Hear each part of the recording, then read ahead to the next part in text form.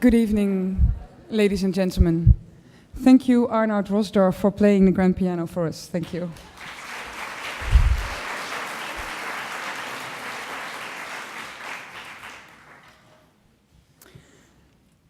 Dear ladies and gentlemen, dear guests, as director of the John Adams Institute, I'm proud to welcome you all for an evening with Jhumpa Lahiri. We organize, as you might know, lectures and events with speakers of the United States of America. We always try to bring you the best, and I'm thrilled we can bring you tonight a true literary gem. I want to thank Dutch publisher Meulenhof for translating the book and for helping me organizing this event. In a moment you will hear Ms. Lahiri talk and read from, I think, her novel, The Namesake. But before she will do, I want to introduce you to Pieter Steinz. Pieter will in a moment introduce our guest and moderate a discussion with Jhumpa Lahiri after her talk.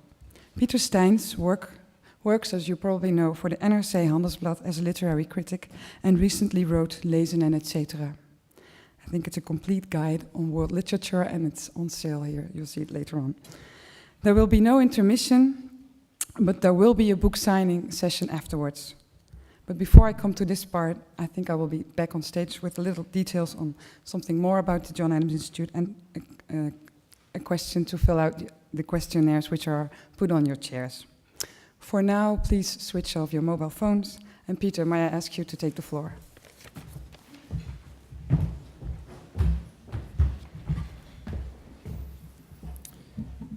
Welcome, everybody.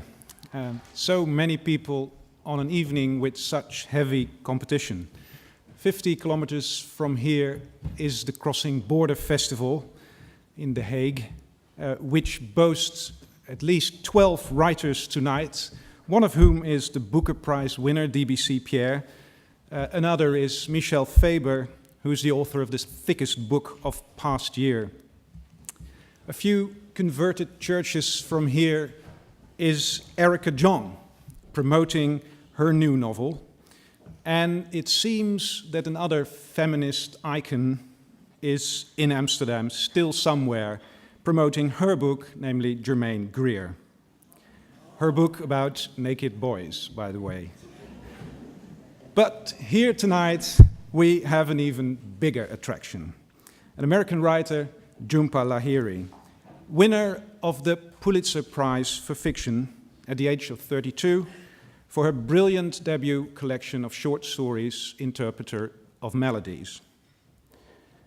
She is also the winner of half a dozen other prizes, which I'm not going to name, and moreover, the author of a new novel, The Namesake, which is only just out, but already has been praised in many places. Still, there might be people in this room who don't know Jhumpa Lahiri too well, and this introduction will be for them. Who is Jhumpa Lahiri? Jhumpa Lahiri was born in 1968 in London, the child of immigrants from Calcutta, her father a librarian, her mother a student of Bengali literature. As a 2-year-old, Jhumpa Lahiri moved to a small town in Rhode Island, in the United States, where she grew up. After college, she went to Boston University to study creative writing and the English Renaissance. Her PhD, I've been told, was about the representation of the Italian palazzo in British Jacobean drama, a far cry from Calcutta or even from Rhode Island. And perhaps more relevant, Jhumpa Lahiri was raised in an Indian-American family, a true child of two cultures, American and Bengali, an experience that must have gone into the short stories she wrote in the 90s and which were eventually published in the collection Interpreter of Melodies. These are, for the most part, the stories in Interpreter of Melodies, for the most part, stories about ABCDs, American-born confused Deshis, and Deshis meaning Indians. Though a few, like the title story of the collection, are set in India. But all of the stories, whether set in India or in the United States, were perfectly written and very moving. Whether they described the breakup of a marriage after the birth of a stillborn child, or about the mistress of an Indian American who realizes that she will never succeed in having a real relationship with him. And now, Jhumpa Lahiri has published 4 years after her first collection, a novel, The Namesake. Again, a story about an ABCD. The book is actually the place where I found the term ABCD. I didn't know it before. It's a boy not named Sue, but burdened with a strange other first name, Gogol, chosen by his father because once he was saved from a train accident by a short story collection he was reading, written by Nikolai Gogol, the Russian 19th century writer. If this sounds intricate and perhaps you don't understand it, you should read the book and then you see how someone can be saved by a book of stories. In The Namesake, we follow Gogol's life story, from the arranged marriage of his immigrant parents until his 32nd year, when his own marriage breaks up. It's not a happy story, because Gogol has difficulties in finding his place in American society. The more so since he hates his name that, quote, is both absurd and obscure, that has nothing to do with who he is, that is neither Indian nor American, but of all things Russian, unquote. Like Interpreter of Melodies, The Namesake gives us beautifully written slices of life, views of what it means to be, quote, in a country where you are related to no one, where you know so little, where life seems so tentative and spare. We have descriptions of the process of falling in love and coping with infidelity, and little vignettes about Indian American life at the end of the 20th century. The Namesake is a new take on that old American genre of the immigrant novel, not a rags to riches story as they were written in the 19th century, but a story of how a boy between two cultures learns to accept who he is. Everybody who has read The Namesake and or Interpreter of Melodies shall agree with me that Jhumpa Lahiri is one of the most talented young writers in the United States. One final note. As you heard from Monique, I wrote a book. I published a guide to world literature last month. There are 460 authors in it and 104 summaries of prose masterpieces. The Namesake is not in it. That is not my fault, since it appeared after my deadline. But I assure you, when the next edition of Lezen, etc. appears, Jhumpa Lahiri will have a whole entry to herself.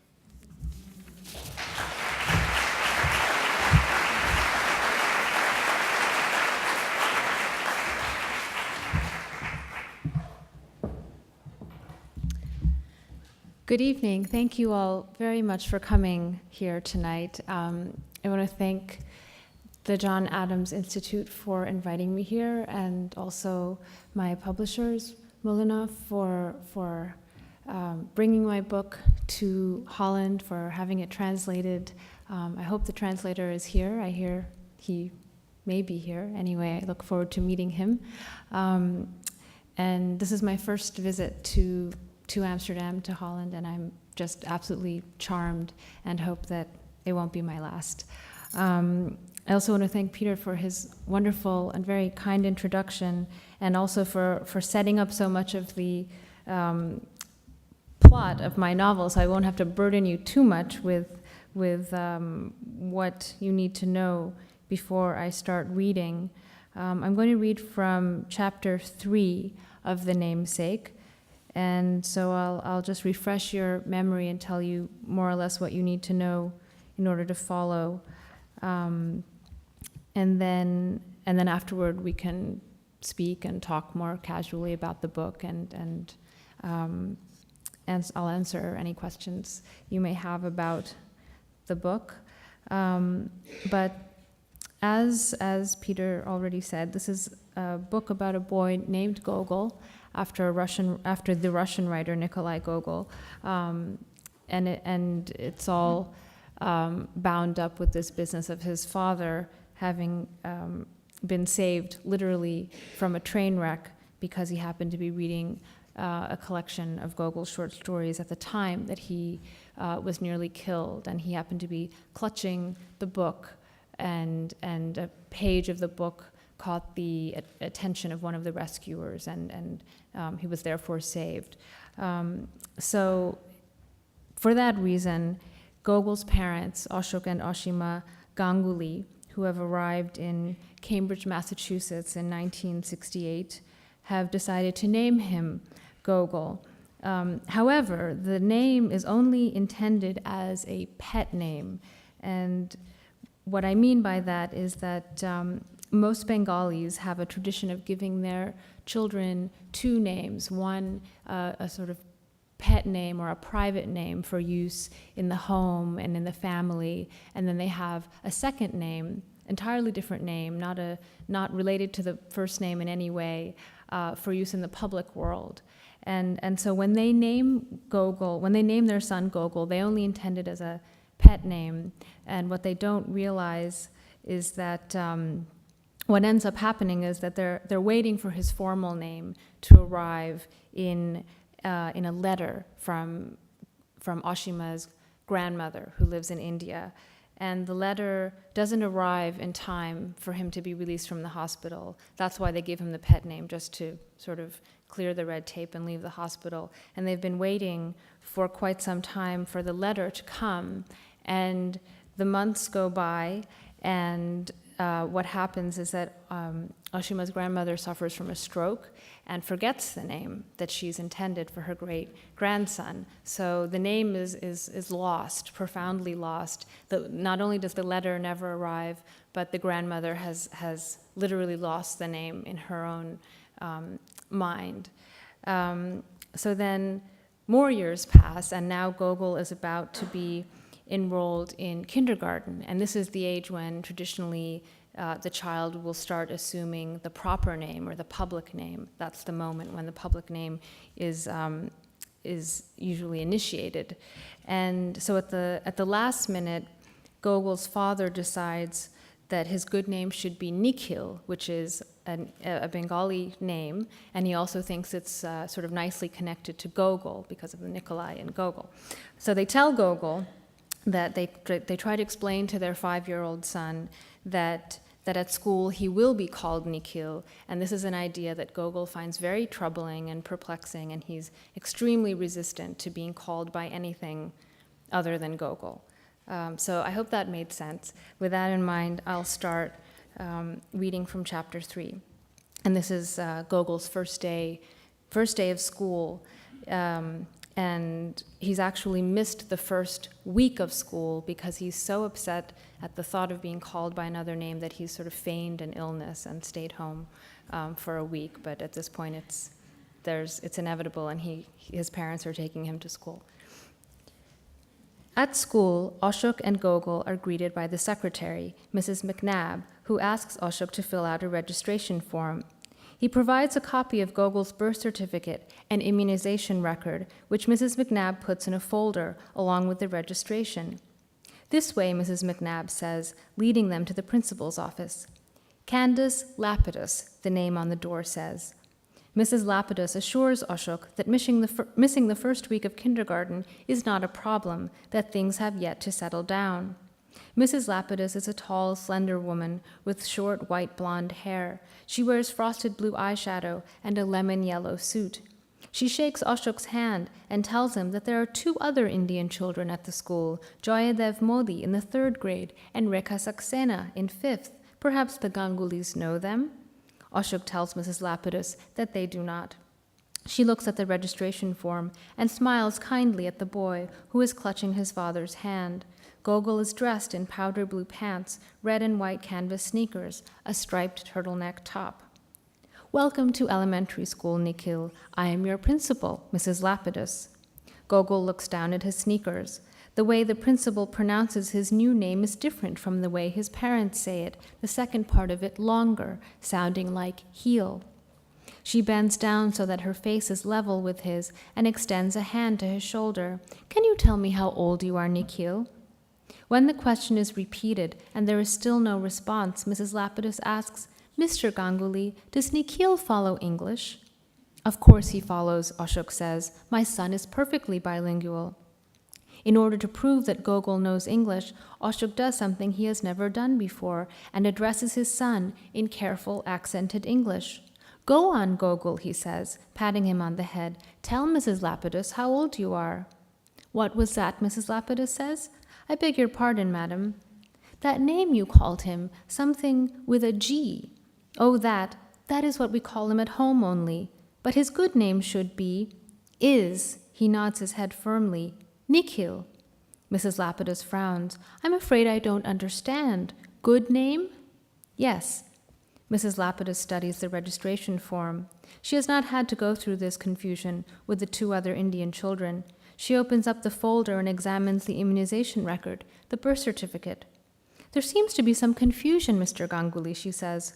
According to these documents, your son's legal name is Gogol. That is correct, but please allow me to explain. That you want us to call him Nikhil. That is correct. Mrs. Lapidus nods. The reason being, that is our wish. I'm not sure I follow you, Mr. Ganguli. Do you mean that Nikhil is a middle name or a nickname? Many of the children go by nicknames here. On this form there is a space. No, it's not a middle name, Ashok says. He is beginning to lose patience. He has no middle name, no nickname. The boy's good name, his school name, is Nikhil. Mrs. Lapidus presses her lips together and smiles. But clearly he doesn't respond. Please, Mrs. Lapidus, Ashok says, it is very common for a child to be confused at first. Please, give it some time. I assure you, he will grow accustomed. He bends down, and then this time in Bengali, calmly and quietly, asks Gogol to please answer when Mrs. Lapidus asks a question. Don't be scared, Gogol, he says, raising his son's chin with his finger. You're a big boy now. No tears. Though Mrs. Lapidus does not understand a word, she listens carefully, hears that name again. Gogol. Lightly, in pencil, she writes it down on the registration form. Ashok hands over the lunchbox, a windbreaker in case it gets cold. He thanks Mrs. Lapidus. Be good, Nikhil, he says in English. And then, after a moment's hesitation, he is gone. When they are alone, Mrs. Lapidus asks, Are you happy to be entering elementary school, Gogol? My parents want me to have another name in school. And what about you, Gogol? Do you want to be called by another name? After a pause, he shakes his head. Is that a no? He nods. Yes. Then it's settled. Can you write your name on this piece of paper? Gogol picks up a pencil, grips it tightly, and forms the letters of the only word he has learned thus far to write from memory, getting the L backward due to nerves. What beautiful penmanship you have, Mrs. Lapidus says. She tears up the old registration form and asks Mrs. McNabb to type up a new one. Then she takes Gogol by the hand, down a carpeted hallway with painted cement walls. She opens the door, and Gogol is introduced to his teacher, Miss Watkins, a woman with hair in 2 braids, wearing overalls and clogs. Inside the classroom, it's a small universe of nicknames. Andrew is Andy, Alexandra Sandy, William Billy, Elizabeth Lizzie. It is nothing like the schooling Gogol's parents have known, fountain pens and polished black shoes and notebooks and good names and sir or madam at a tender age. Here the only official ritual is pledging allegiance first thing in the morning to the American flag. For the rest of the day they sit at a communal round table, drinking punch and eating cookies, taking naps on little orange cushions on the floor. At the end of his first day, he is sent home with a letter to his parents from Mrs. Lapidus, folded and stapled to a string around his neck, explaining that due to their son's preference, he will be known as Gogol at school. What about the parents' preference, Ashima and Ashok wonder, shaking their heads. But since neither of them feels comfortable pressing the issue, they have no choice but to give in. And so Gogol's formal education begins. At the top of sheets of scratchy pale yellow paper, he writes out his pet name again and again, and the alphabet in capitals and lowercase. He learns to add and subtract and to spell his first words. In the front covers of the textbooks from which he is taught to read, he leaves his legacy, writing his name in number 2 pencil below a series of others. In art class, his favorite hour of the week, he carves his name with paper clips into the bottoms of clay cups and bowls. He pastes uncooked pasta to cardboard and leaves his signature in fat brushstrokes below paintings. Day after day, he brings his creations home to Ashima, who hangs them proudly on the refrigerator door. Gogol G, he signs his work in the lower right-hand corner, as if there were a need to distinguish him from any other Gogol in the school. In May, his sister is born. This time, the labor happens quickly. They are thinking about going to a yard sale in the neighborhood one Saturday morning, playing Bengali songs on the stereo. Gogol is eating frozen waffles for breakfast, wishing his parents would turn off the music so that he could hear the cartoons he is watching when his mother's water breaks. His father switches off the music and calls Dilip and Maya Nondi, who now live in a suburb 20 minutes away and have a little boy of their own. Then he calls the next-door neighbor, Mrs. Merton, who has offered to look after Gogol until the Nondis arrive.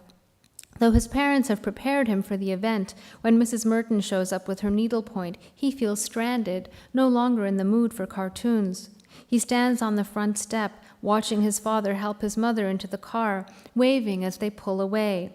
To pass the time, he draws a picture of himself and his parents and his new sibling standing in a row in front of their house. He remembers to put a dot on his mother's forehead, glasses on his father's face, a lamppost by the flagstone path in front of the house.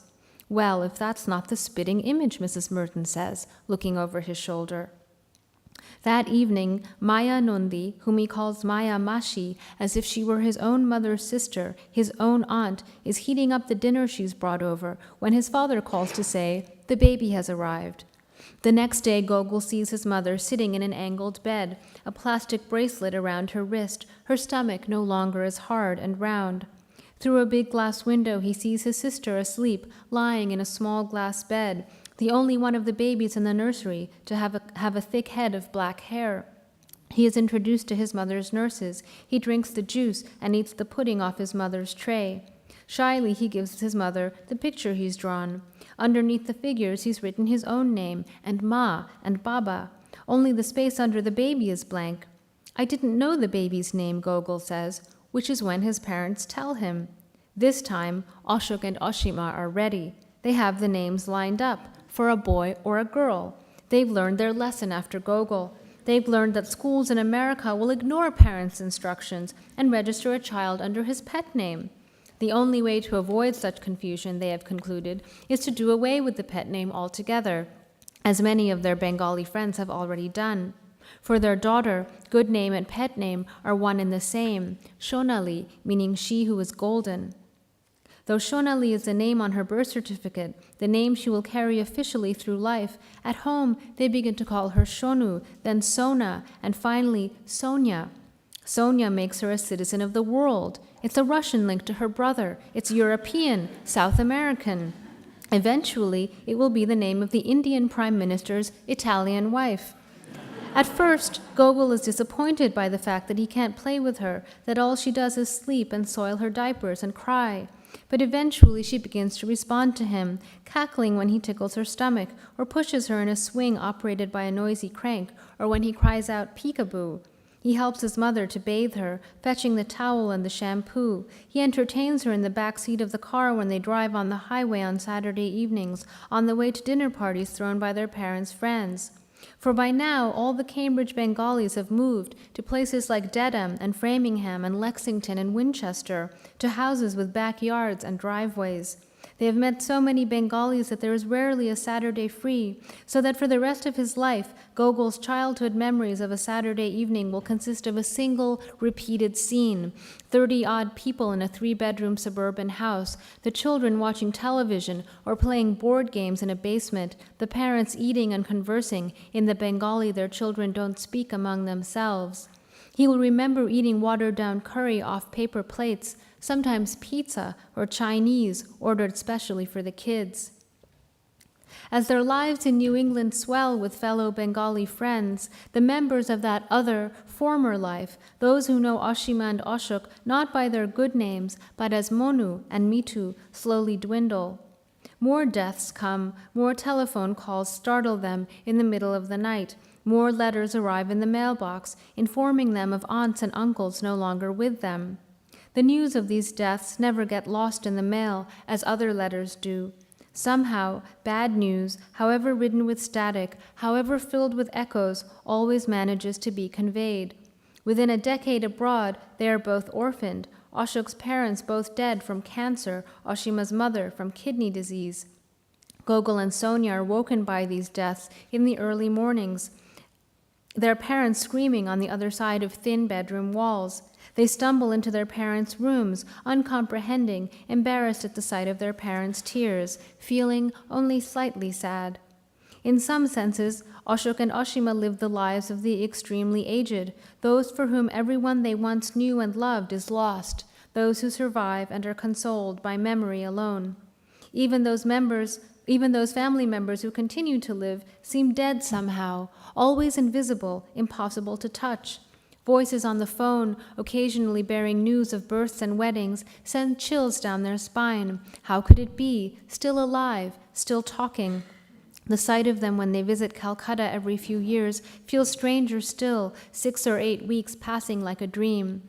Once back on Pemberton Road, in the modest house that is suddenly mammoth, there is nothing to remind them. In spite of the 100 or so relatives they've just seen, they feel as if they are the only Gangulis in the world. The people they have grown up with will never see this life. Of this, they are certain. They will never breathe the air of a damp New England morning, see smoke rising from a neighbor's chimney, shiver in a car, waiting for the glass to defrost and the engine to warm. And yet, to a casual observer, the Gangulis, apart from the name on their mailbox, apart from the issues of India abroad and Shangbad Bichitra that are delivered there, appear no different from their neighbors. Their garage, like every other, contains shovels and pruning shears and a sled. They purchase a barbecue for tandoori on the porch in summer. Each step, each acquisition, no matter how small, involves deliberation, consultation with Bengali friends. Was there a difference between a plastic rake and a metal one? Which was preferable, a live Christmas tree or an artificial one?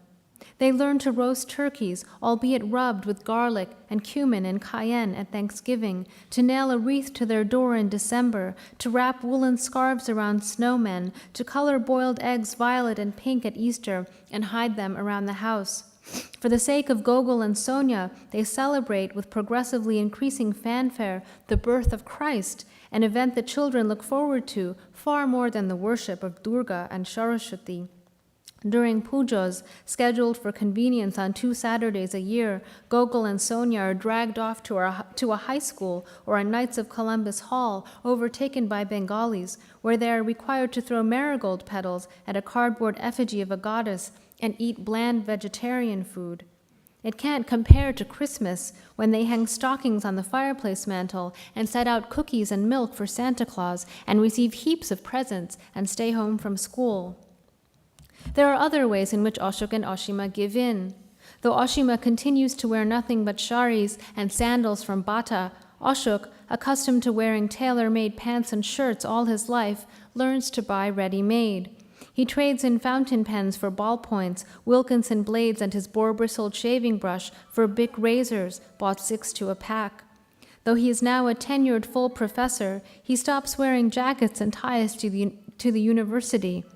Given that there is a clock everywhere he turns, at the side of his bed, over the stove where he prepares his tea, in the car he drives to work, on the wall opposite his desk, he stops wearing a wristwatch, resigning his farva loiba to the depths of his sock drawer.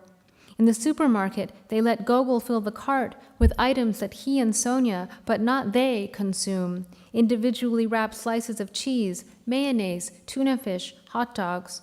For Gogol's lunches, they stand at the deli to buy cold cuts, and in the mornings, Ashima makes sandwiches with bologna or roast beef. At his insistence, she concedes and makes him an American dinner once a week as a treat. shake and bake chicken, or hamburger helper prepared with ground lamb. Still, they do what they can. They make a point of driving into Cambridge with the children when the Apu trilogy plays at the Orson Welles, or when there is a Kathakali dance performance or a sitar recital at Memorial Hall. When Gogol is in the 3rd grade, they send him to Bengali language and culture lessons every other Saturday, held in the home of one of their friends. For when Ashima and Ashok close their eyes, it never fails to unsettle them that their children sound just like Americans, expertly conversing in a language that still at times confounds them, in accents that they are accustomed not to trust. In Bengali class, Gogol is taught to read and write his ancestral alphabet, which begins at the back of his throat with an unaspirated K and marches steadily across the roof of his mouth, ending with elusive vowels that hover outside his lips. He is taught to write letters that hang from a bar and eventually to cobble these intricate shapes into his name.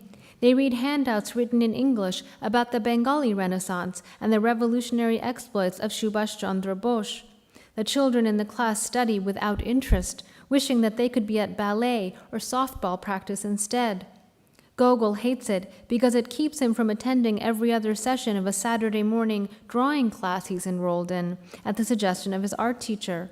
The drawing class is held on the top floor of the public library. On nice days, they are taken for walks through the historic district, carrying large sketch pads and pencils, and told to draw the facade of this building or that.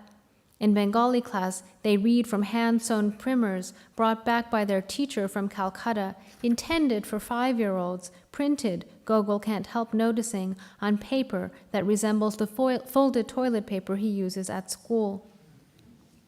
As a young boy, Gogol doesn't mind his name.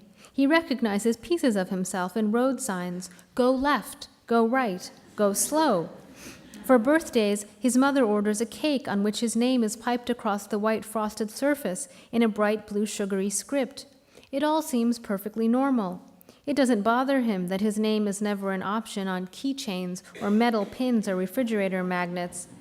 He has been told that he was named after a famous Russian author born in a previous century, that the author's name, and therefore his, is known throughout the world and will live on forever.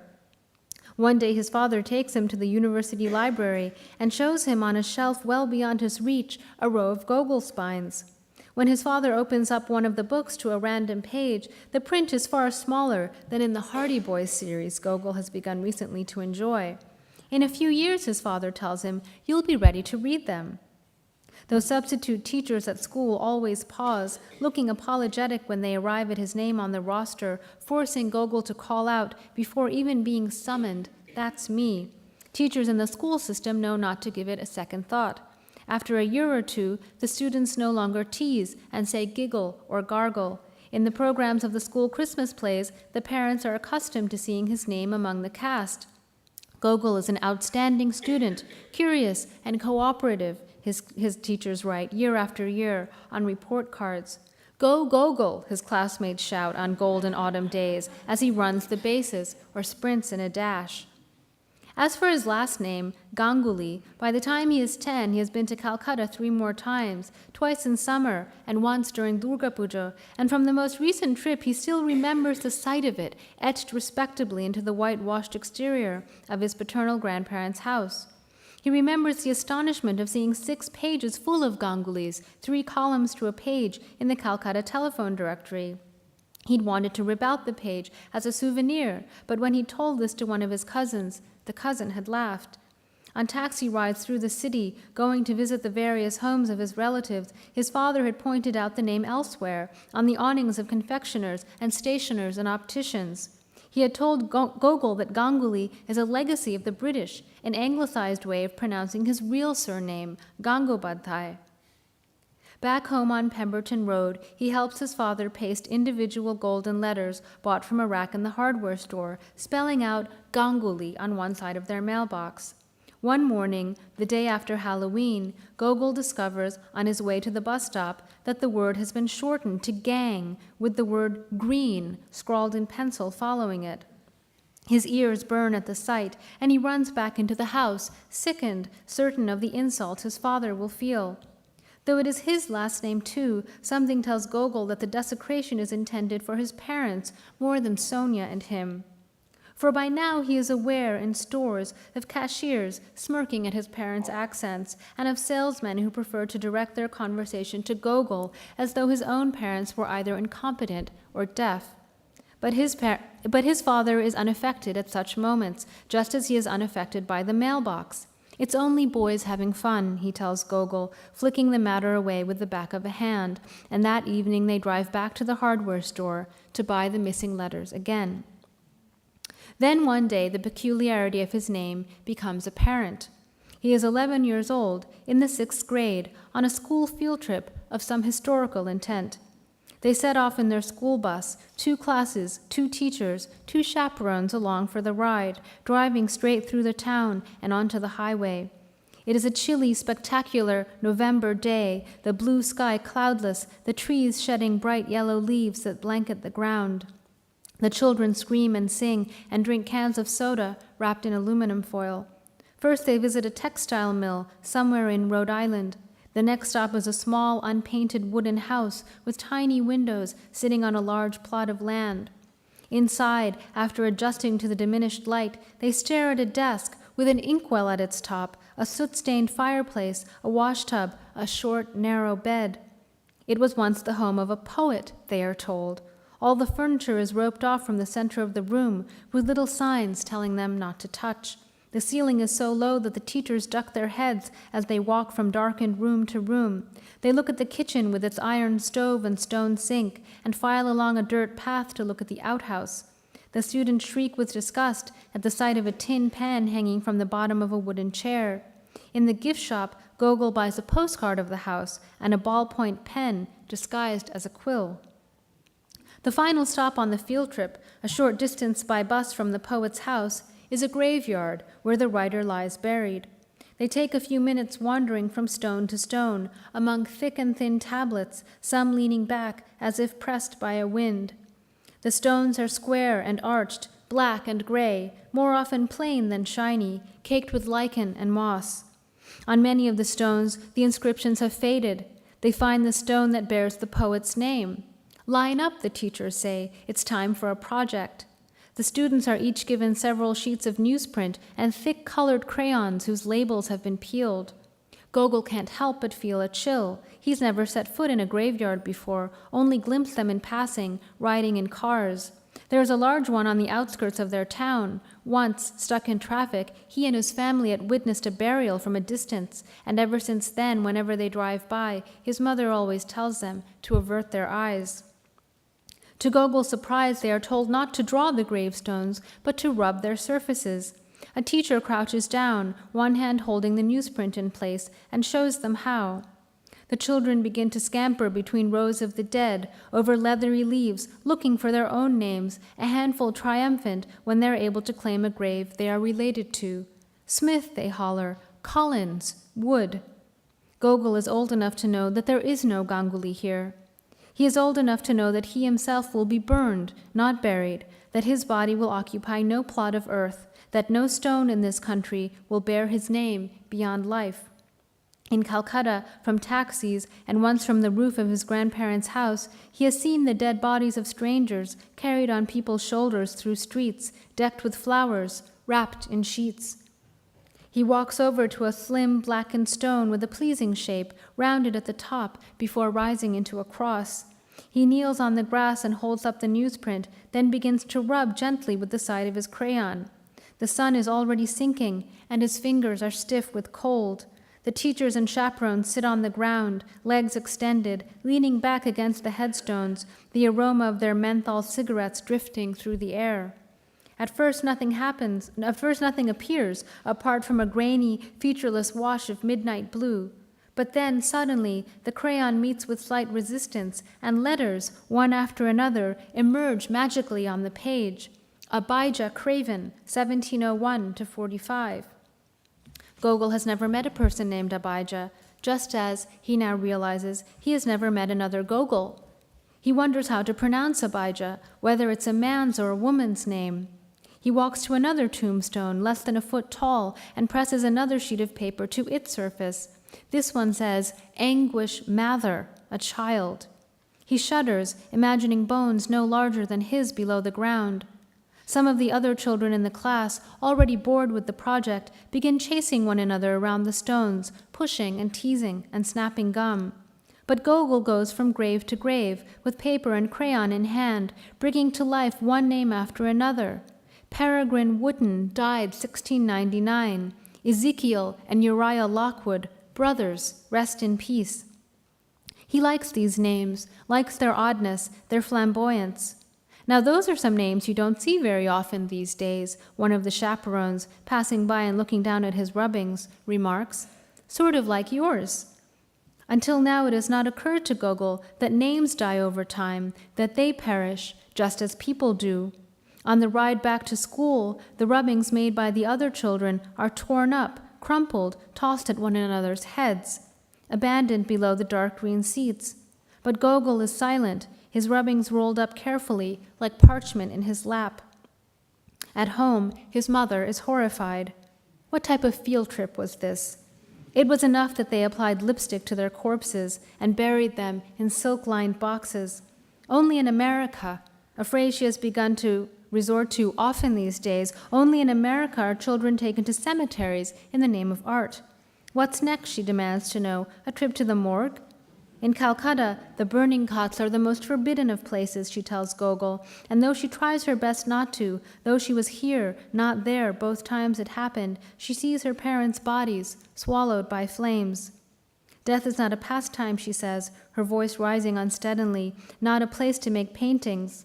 She refuses to display the rubbings in the kitchen, alongside his other creations, his charcoal drawings and his magazine collages, his pencil sketch of a Greek temple copied from an encyclopedia, his pastel image of the public library's facade, awarded first place in a contest sponsored by the library trustees. Never before has she rejected a piece of her son's art. The guilt she feels at Gogol's deflated expression is leavened by common sense. How can she be expected to cook dinner for her family with the names of dead people on the walls? But Gogol is attracted to them. For reasons he cannot explain or necessarily understand, these ancient Puritan spirits, these very first immigrants to America, these bearers of unthinkable, obsolete names, have spoken to him, so much so that in spite of his mother's disgust, he refuses to throw the rubbings away. He rolls them up, takes them upstairs, and puts them in his room, behind his chest of drawers, where he knows his mother will never bother to look, and where they will remain, ignored but protected, gathering dust for years to come. Thank you.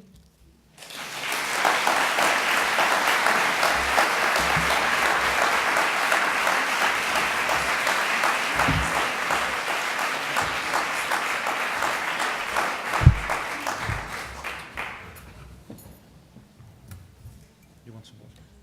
Great. Thank you.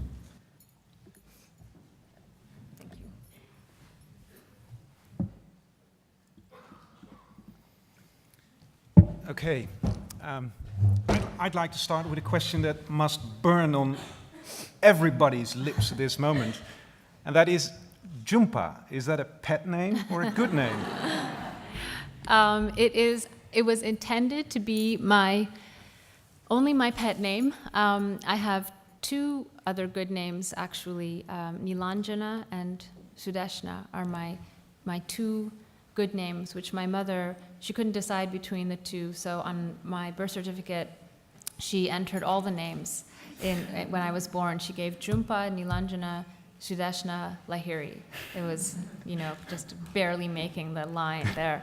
And so what happened was that I was raised, obviously, initially with the name Jhumpa, and then when I was taken to school, the teacher asked my parents if there was anything a bit shorter than Nilanjana, and because they found the name a bit too much to handle. So in an effort to be accommodating, my parents said, well, we also call her Jhumpa at home. And the teacher said, okay, we'll take that. Only in America, yeah. And I don't think my parents realized repercussions of this moment, because as a result, I remained being called Jhumpa throughout my life, and there have been many times that people, relatives, other friends have sort of complained to my parents and said, well, you know, that's not a proper name. She shouldn't be going around in the world being known as Jhumpa, because to a Bengali that name seems very indecent? It's not indecent, but it's more sort of too playful for the real world. You know, Jhumpa doesn't have a significant meaning or anything like that. It doesn't mean anything? No, it has a sort of maybe a sound connotation, but it doesn't have a specific meaning, and is, you know, not recognized as a proper name. And so it was always a very strange feeling that I had, that my name was somehow illegitimate in the eyes of a Bengali. And actually, when my sister was born 7 years after I was, my parents did the opposite of what Gogol's parents do. In Gogol's parents' case, they just do away with this whole tradition of the two names, and they simply give their daughter one name. But with my sister, they were very determined that she should go through life with her two names, and so she has a pet name and a proper name, and she lives with her two names. Happily ever after. Well, I don't know about happily, but she's the other side of the coin for me. The Namesake is, among other things, very much a book about the importance of names and of naming. How did you get the idea for this book? Because it is very much the book which sort of evolves from this one idea, the boy named Gogol.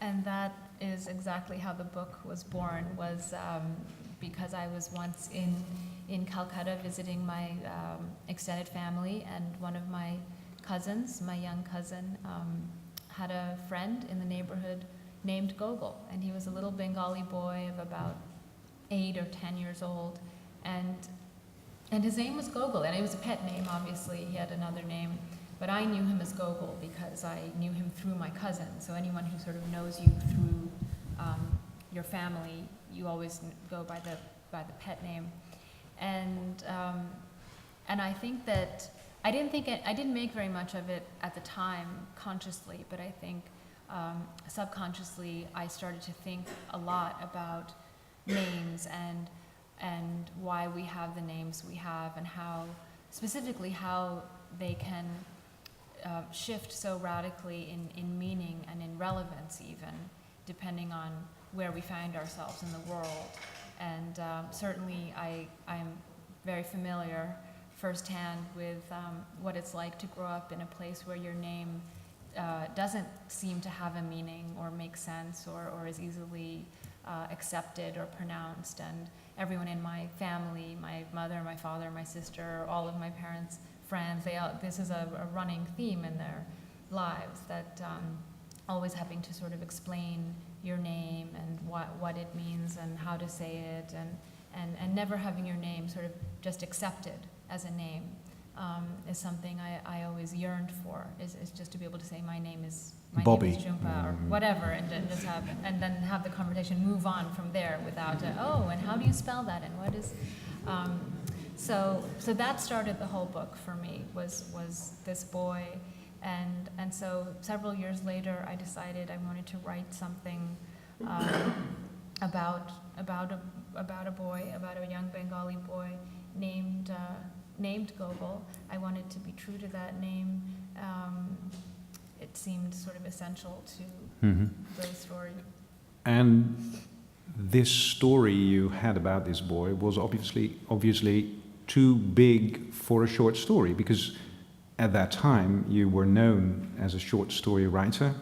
Well, there is always this idea of, mainly publishers, but also I think the reading public. They say, well, here's someone who's written beautiful short stories. Now he or she has to show us that he or she can write a novel.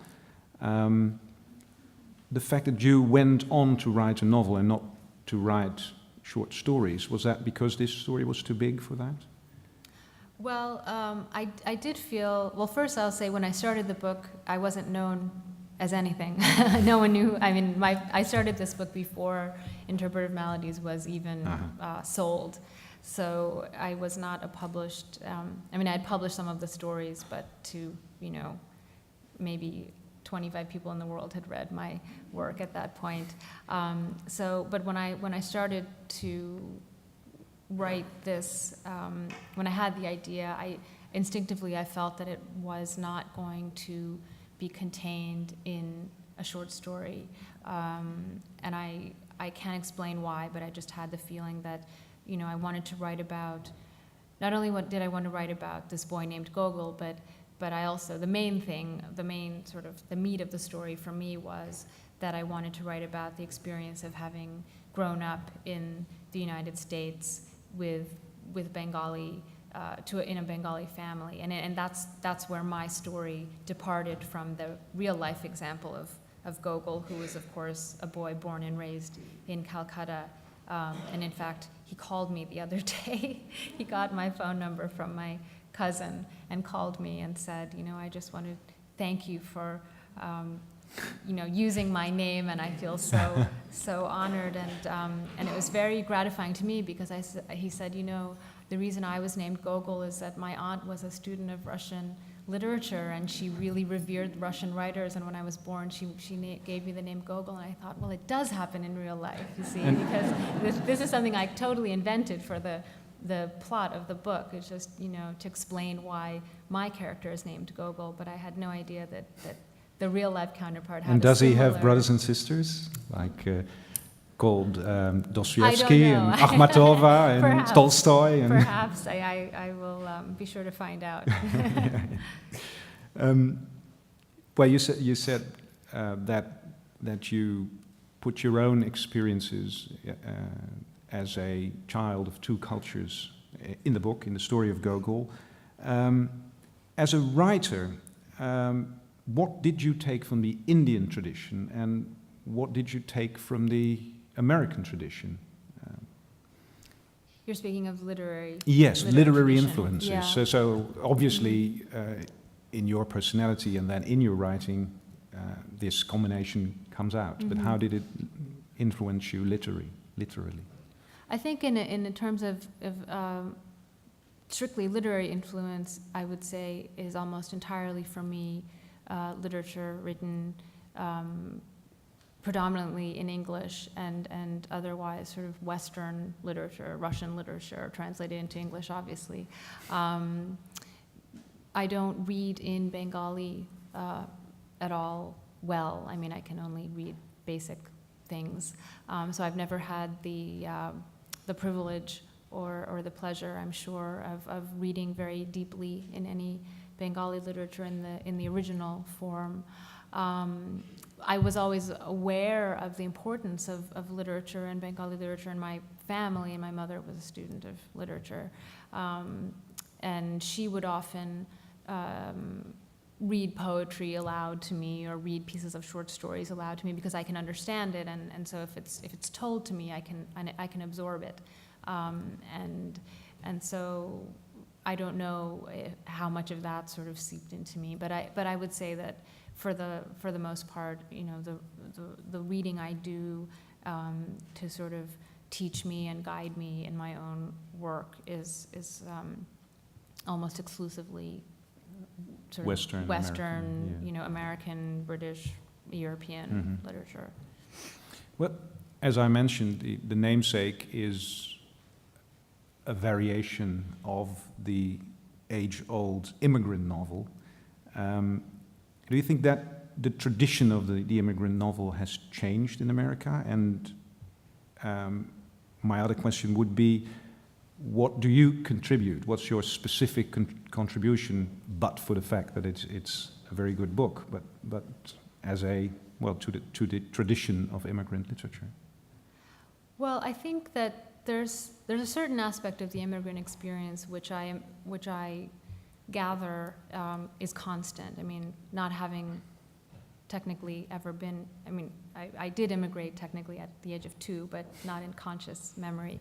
But having certainly been raised in an immigrant household and having parents and who are immigrants and being exposed to many, many people who are immigrants, all of my parents' sort of community of friends.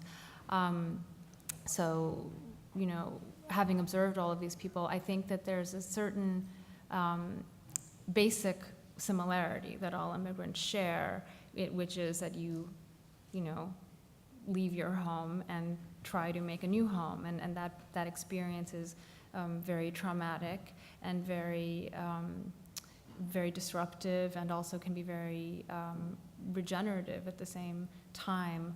I think, you know, it was interesting to me a few months ago, I took my parents to the museum at Ellis Island in New York for the first time. I had also not been there until this summer. And when I visited it, first I went on my own, and the first thing I thought was, I have to bring my parents here, even though they had come in very different circumstances to the United States. They did not go through Ellis Island. They arrived at Logan Airport in Boston in 1969. It was much, you know, more sort of mundane way of arriving. But at the same time, I knew that they would respond. Even as their daughter, I responded very strongly to seeing what had happened to, you know, to all of these many people, and I was right. And when I did take my parents, they were incredibly moved, even though they didn't share the same specifics of the immigrants who are going through Ellis Island and coming for very different reasons. I think that one of the things that may make my novel, you know, somewhat of a new take on the immigrant story is that for one thing, Indian immigration is relatively new to the United States, and so there aren't that many books written about Indian immigrants sort of assimilating in the same way that there are many more novels, short stories written about European refugees and immigrants coming in the 19th and 20th centuries to the United States. So I think that's one thing that makes it slightly different just in terms of subject matter. It's not the transition from Europe to America, but more from India to America, which is in many ways a much wider. Are there any other cross. writers who write about the Indian immigrant experience in the States? There Yes, are. because we know them, There of are. course, from British literature, where you have a lot of them actually, and that's a different situation, I think, because many of the Indian writers writing about Indians in England live in England and go back to India then. But there are writers in the United States who are writing about Indian immigrants. I think what separates me from them is that Bharati Mukherjee is one, Chitra Divakaruni is another woman who they write about, sort of a similar world. But I think what distinguishes my work from their work, I think, is that they are both women who were born and raised in India. So even though they write about and they're this of another experience, generation. they're not that much older than I am. Actually, well, I think Bharati, I don't know, she's maybe possibly could be around my mother's age, but younger. But Chitra is not that much older than me, maybe 10 or 15 years older than me at the most. But but she was born and raised in India, so she actually has that first-hand immigrant perspective, whereas the experience I'm closest to is the ABCD experience of not being an immigrant, but just being the product. Is that an existing It is. word, actually? Well, because I it's an thought I acronym. heard it first in your novel, but Yeah, it is it out is there. It's out there in the world. an official category. Well, I don't know if it's official, but I know it exists maybe in a sort of, tongue-in-cheek way. tongue-in-cheek kind of way, exactly. But the final thing I'll say about what makes sort of the Indian immigrant story is slightly different also from some of these other more traditional stories is that I think because of the reason most Indian immigrants from that particular era came to the United States, it wasn't so much that they were fleeing war or famine or some kind of persecution, political or otherwise, but that they weren't coming so much for their survival, the way that so many of the previous Yeah, the waves Irish, of for the potato generations, famine, the or Irish, after the World War II. I mean, the all of Jews these from people Eastern Europe. are obviously coming for literally in order to survive. The Indian immigrants that certainly my parents and the vast majority of their acquaintances were not coming for that sort of life and death reason. They were coming more for just the opportunity for perhaps a better life, but not for life. So I think that sort of alters the experience in a way, and the immigrant's position is much more ambivalent, I think, because there is a sense in which, my parents could have stayed in India and lived a perfectly fine life. But instead they chose to leave their family, leave their home, leave everything they knew behind, and come to another place. And I think that makes for a much more difficult, it's all very difficult, but it's a different sort of difficulty, if you will, to be coming for relatively selfish reasons. There might be less understanding with the people in America for people who come there not because they're threatened by famine or whatever. We talked about the Western influences and about the immigrant novel. What I wonder is, you studied the Renaissance, and I was sort of as a joke, but it was of course a very serious PhD, I gather. But it's interesting because you can't in any way sort of connect that to your novels. And well, in a way, I always think, well, everything a writer does or says or reads is going into his or her books. In your case, that's clearly not the case. But what did you take from the Renaissance? Is there something which is not obvious to see, but which is there? Well, there are little things. I think Gogol is reading a book on Renaissance perspective when he meets his first girlfriend. Well, anybody can do that. But apart from those very minor details in my work, I think that one of the things that drew me to my dissertation topic was that it was, in a very removed way, about cultural collision.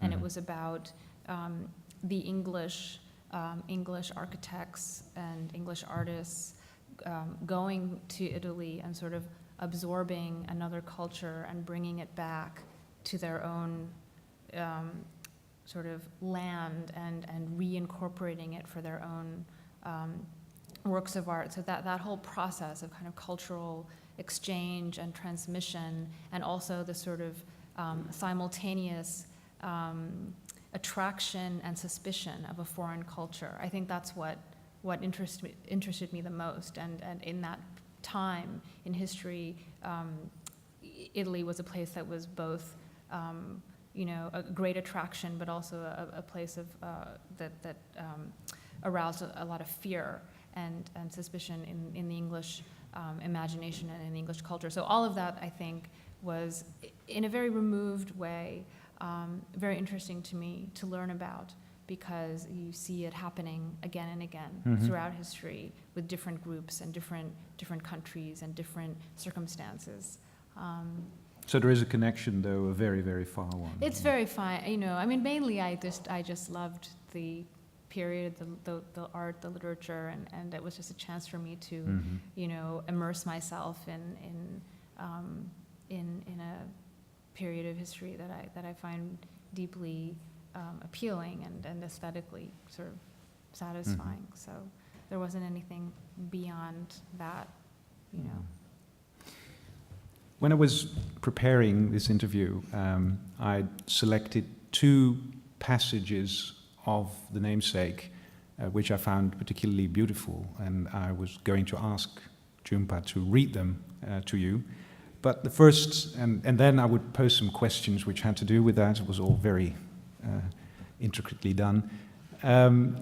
But then she began to read, and of course this was the same passage I had. But I have one other passage which I'm going to ask if Jhumpa wants to read. It's a passage in, I think it's the last chapter, chapter 12. Gogol's marriage has failed, and his mother is thinking, well, about her life, basically, because she's going back to India, was planning to go back to India. And there's this short passage, it's on page 275, and I'd like you to read it. Sure. Ashima has decided to spend 6 months of her life in India, 6 months in the States. It is a solitary, somewhat premature version of the future she and her husband had planned when he was alive. In Calcutta, Ashima will live with her younger brother, Rana, and his wife, and their 2 grown, as yet unmarried daughters in a spacious flat in Salt Lake. There she will have a room, the first in her life, intended for her exclusive use. In the spring and summer, she will return to the Northeast, dividing her time among her son, her daughter, and her close Bengali friends. True to the meaning of her name, she will be without borders, without a home of her own, a resident everywhere and nowhere. But it's no longer possible for her to live here, now that Sonia is going to be married. The wedding will be in Calcutta, a little over a year from now, on an auspicious January day, just as she and her husband were married nearly 34 years ago. Something tells her Sonia will be happy with this boy. Quickly she corrects herself, this young man. He has brought happiness to her daughter in a way Moushumi had never brought it to her son. That it was she who had encouraged Gogol to meet Moushumi will be something for which Ashima will always feel guilty. How could she have known? But fortunately, they have not considered it their duty to stay married, as the Bengalis of Ashoke and Ashima's generation do. They are not willing to accept, to adjust, to settle for something less than their ideal of happiness. That pressure has given way, in the case of the subsequent generation, to American common sense. Yeah, it's a beautiful sentence. They are not willing to accept, to adjust, to settle for something less than their ideal of happiness. Is that the basic difference between Indians and Americans? Well, I always hate to generalize in these ways, so please, I hope you'll take my comments with that very much in mind. But I do think that is one of the sort of basic differences. I don't know if it's the biggest one, but it is one of the differences I've observed in growing up, at least in my narrow, experience of the world and the people I've known on both sides of my life. It has struck me that, in my family tends to value sort of family duty more than, say, many of my American acquaintances or friends. And I think that one of the things that made that very apparent to me was my parents' sort of valiant effort to go back to India as often as they could and to keep those ties alive, no matter how hard it was. And it was very hard, and it was very one-sided because their family could never really afford to come visit us. So it was always that we would have to go, and we would have to go, and we would have to go again and again, and still do go. And without that effort, those relationships, I think, would have really kind of more or less died. Mm-hmm. And I noticed that this was very important to them. And I also observed in my extended family in India that there is a sense of, the common good is often weighed more heavily than the individual ideal mm-hmm. of happiness. And I found the opposite often to be the case in the American attitude mm-hmm. toward similar things. Little things like, say, just your duty toward your in-laws, for example. And I would notice my mother and my father both making very careful efforts to always, do the things that were expected of them to please both sides. And